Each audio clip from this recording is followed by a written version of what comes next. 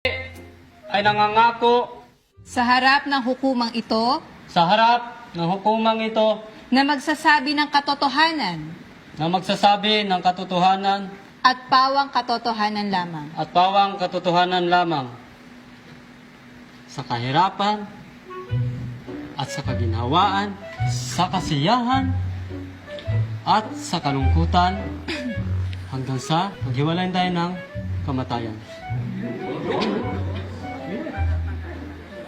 Judge, can I now kiss the bride? Hoy! Dito kasal! Upo ka nga dyan! Upo!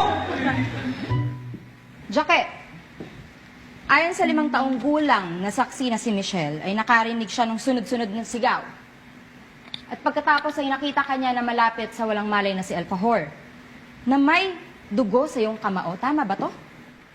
Una, gusto ko pong magpasalamat. Thank you for that wonderful question.